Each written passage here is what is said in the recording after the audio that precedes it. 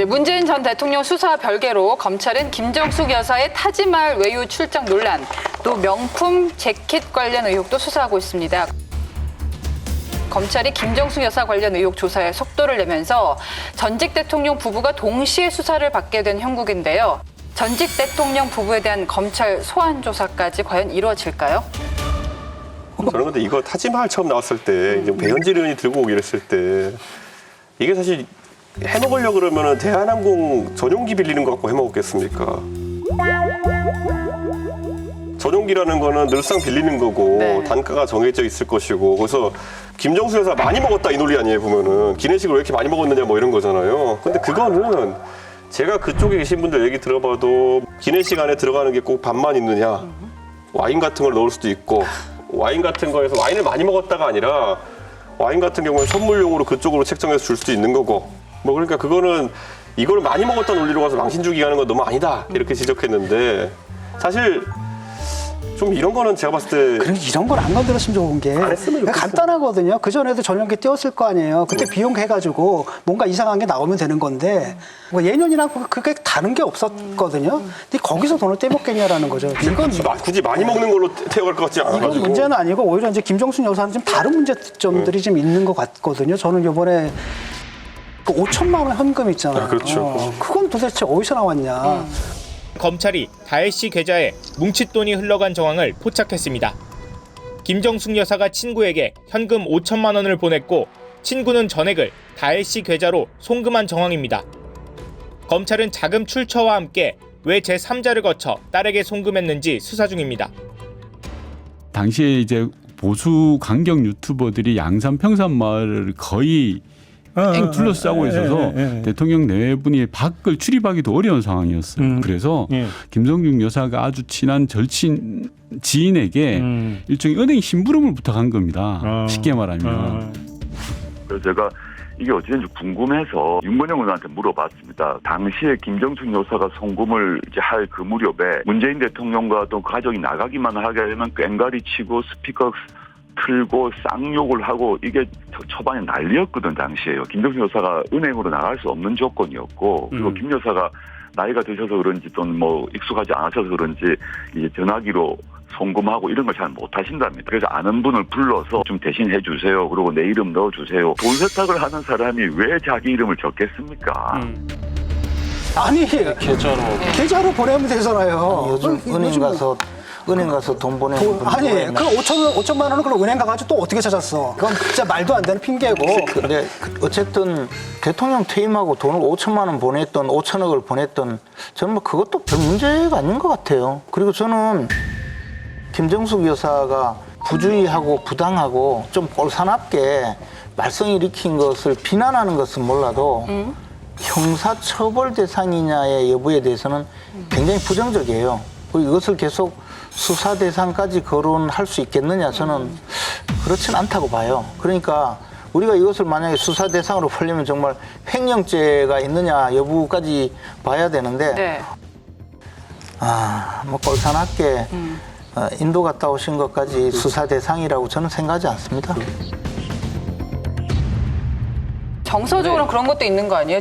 특활비를 문재인 정부 초기부터 문제를 삼아서 우리는 깨끗하게 쓰겠다. 치약 칫솔도 우리 돈으로 사겠다 했는데 특활비에서 의상을 산 게 아니냐. 그건 아주 의혹이고요. 이건 검증할 수 있는 방법이 없기 때문에 예. 왜 특활비가 뭡니까? 검증 안 되는 돈이기 때문에 검증이 어려운 건데. 그렇지는 않고요. 당시 청와대에서 사용한 돈이라면 충분히 검증이 됩니다. 되죠. 영수증은 있겠지만 그게 어떤 영수증인지 모르잖아요. 그러나 이제 조사를 강화하면 충분히 검증은 됩니다. 그렇기 때문에 수사하겠다는 것이고요. 근데 문 정권 후기에 김정수 여사 관련 문제가 불거졌을 때 네. 국민의힘에서 특검을 주장한다든지 여러 가지 정권이 바뀌기 전에 의혹을 털고 갈 수 있었는데 수세적이었다, 웰빙 정당이었다 이런 비판하시는 분들 있거든요. 특검은 될 만해야 하는 거지. 그때 의석이 뭐 120석 이랬는데 그 뭘 특검을 합니까 그거는. 동의하십니까? 저는 김정숙 여사 타지마할 외유 부분에 대해서 특검은 의미 없다고 주장했어요. 다른 의혹들은요? 뭐 의상이라든지 특활비 문제라든지. 그때 당시에 드러난 것으로는 형사처벌 대상으로 삼을 만큼 명백하게 드러난 게 저는 별로 없었다고 이 생각해요. 부분에선 두 분이 의견이 일치하시는. 아니 그러니까 예. 말이 안 되는 상황이었어요. 그때는 그걸 우리가 가서 뭐 예를 들어 예전에 이제 소수당이 특검을 관철시킨 사례로 하나 남아 있는 게 김성태 원내대표가 그때 뭐 굉장히 투쟁을 세게 해가지고 드루킹을 한 거잖아요. 네. 근데 그런 건 굉장히 이례적이었던 게 그때는 자유한국당도 굉장히 이제 강경 투쟁 모드였고 선거가 지난 뒤였어요. 그래도 이렇게 들어가는데 선거를 앞두고 만약에 국민의힘에서 그런 모드로 나갔으면은 기분은 내고 선거는 지고 뭐 이런 거였겠죠. 그 사위의 타이 이스타젯 관련 그 취업 의혹 같은 경우는 할만하지 않았습니까? 그때는 뭐 잘 아시는 것처럼 문재인 정부에 대해 가지고 굉장히 지지율이 높게 유지되던 시기였고 결국 동력을 만든다는 게 야당이 좀 쉽지 않았거든요. 강력 투쟁을 걸려면은요 이거는 끝이 안 보인 싸움이에요. 예를 들어 당대표가 단식하면서 들어눕고 이렇게 되잖아요. 올 스톱이에요. 그리고 그 당시에는 여당이 그래서 안 받아주면은 스스로 야당이 모양새 구기면서 풀고 나와야 되는 모양새의 예, 예. 투쟁이거든요. 그러니까 예를 들어 저는 2020년 총선 앞두고 황교안 대표 단식하고 들어누셨잖아요.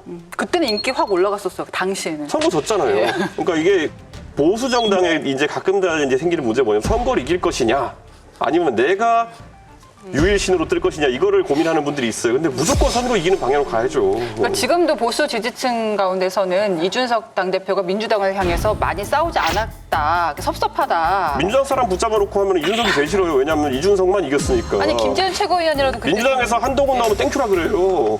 예. 이준석 대표님이 지금은 우리 당이 잘 되기를 바라는 분이 아니거든요. 잘 되기를 바라는 분이 아니거든요.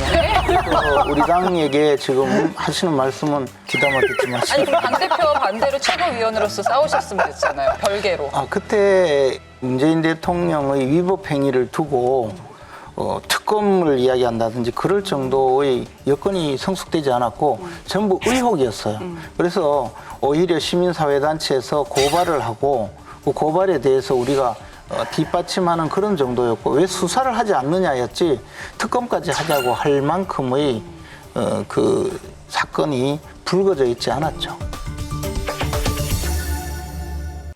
여러분 여기를 눌러서 구독을 해주시면 강적들 컨텐츠를 빠르게 만나보실 수가 있습니다. 알람 설정도 잊지 말아주세요.